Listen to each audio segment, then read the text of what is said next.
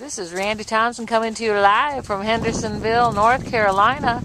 I'm sure you all remember Allie. Allie Brown was one of the first stars of the Horse and Rider Awareness Do-It-Yourself video series, and she's now getting back on her horse after this winter. It's been a long winter. I think you've ridden how many times since winter started? 9 times. 9 times. So this is like the 9th time she's been on her horse in the last 3 months at least.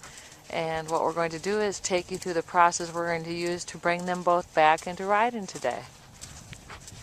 All right, so we're going to get started today. We've got Allie out here on Chappa. This is her horse, as we were talking about.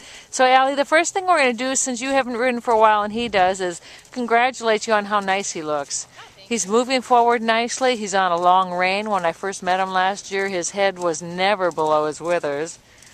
He couldn't walk up. Remember that, how crooked he was and how he would prance all over the place? So you have come a long ways with Chappa, that's for sure. Now as you're riding around, what we're going to do is you've got him in front of your aid pretty nice at the walk, but I would like to get you more connected with your seat and legs. Of course, you knew that was going to come. So I'd like you to start at the walk, rising 2 beats, sitting 1, and feeling that as you rise up, you roll on your thigh and the back of your calf stretches down lower. That's it. Feel come all the way down. Good. Sit and go up slower. And when you go up, how your foot kind of slides forward, Yeah. That's where you're not letting your weight sink into your heel. And it's really subtle, so take your time. As you go up, don't go up any further than your lower leg stays connected. Did you feel the difference? Yeah, but I'm falling back too. Good. You're falling back because you're going too far up.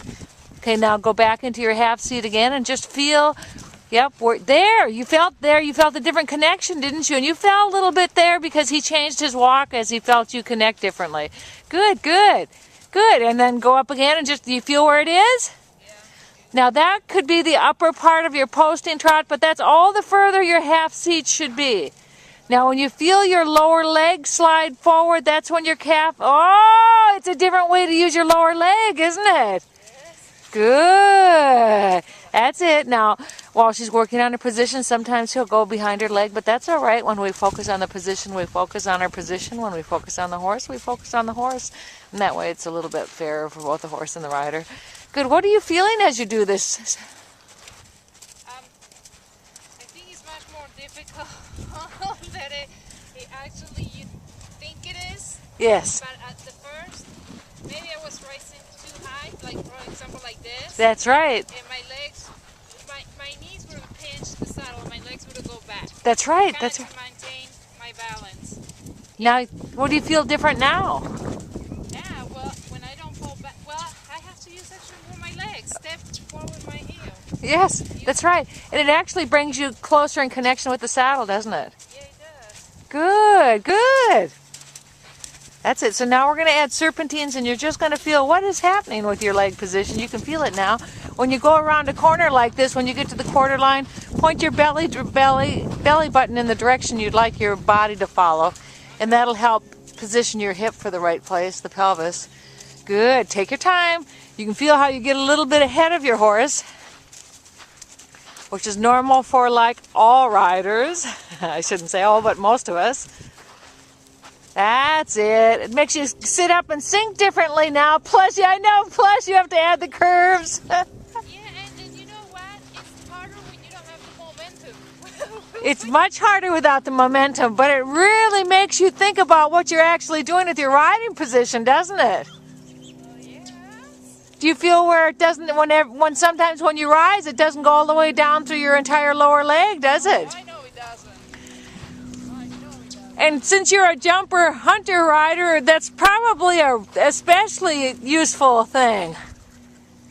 You know, most of the riders I know who do the hunters and jumpers learn how to brace that lower leg as they're coming up to a fence.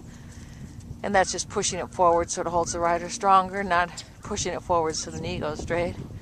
Good. Oh, you're much more secure now, aren't you? Oh, Chappa's like, I like this exercise. Good. That's it. I also kind of have to learn how high do I need to go. Yes. How can you tell how high you need to go? Because I pull forwards or I pull back. That's right, that's right. You can actually feel if you fall off the saddle or fall forward on it. That's exactly right. The walk can be hard work.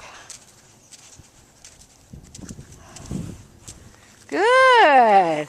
Now, yep, I'm going to turn off the film and we're going to get ready for part 2 where we're going to continue this with the trot.